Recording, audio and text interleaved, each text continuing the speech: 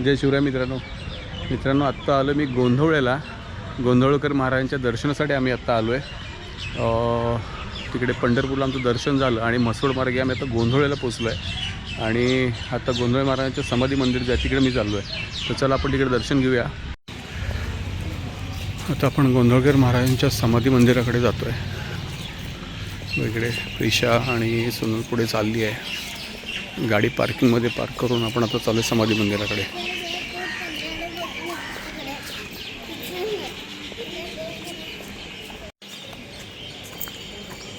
Prisha enjoy करते सगळं देवदर्शन आणि आता चाललो आहे आम्ही गोंधळकर महाराजांच्या मंदिरामध्ये. त्यांचं महाराजांचं दर्शन घेणार आणि मग आपल्याला बाजूचं मंदिर आणि बाजूचा परिसर मी आपल्याला दाखवतो.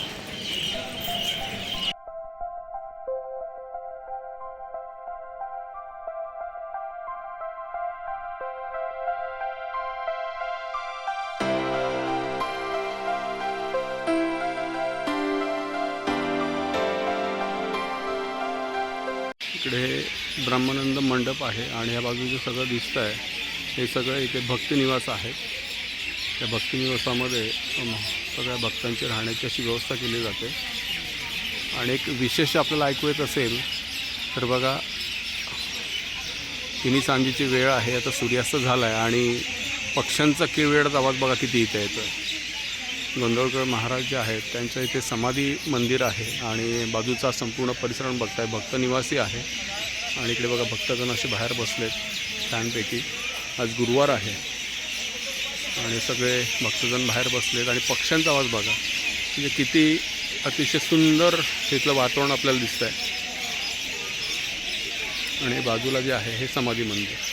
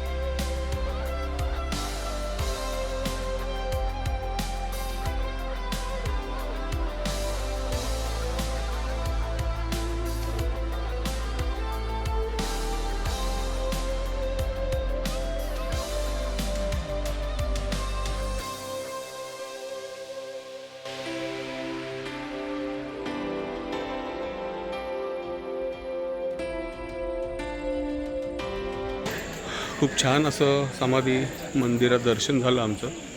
गोंधळकर महाराजांची जी समाधी मंदिर आहे तिथे दर्शन झालं आणि दर्शन घेऊन बाहेर आलं. खूप सुंदर असा हा परिसर आहे मित्रांनो. आवर्जून पण जर ह्या भागात कधी आलात तर गोंधळकर महाराजांचं दर्शन घ्या. मनाला शांती देणारं असं हे ठिकाण आहे. ओके, आत्मिक बरोबर बोलीच, अगदी आत्मिक सुख आहे अगदी इकडे. आणि बाकी ठिकाणी आपण बघितलं ना तर मला विशेष इथे जे आवडलं ना ते असं आहे की बघा एवढा सगळा परिसर आहे पण जिथे झाडं ती झाडं तशीच ठेवली गेली. परिसरही बघितलात ना आपण, तर खूप सुंदर परिसर आहे अगदी. काय वाटतं तुला? स्वच्छता,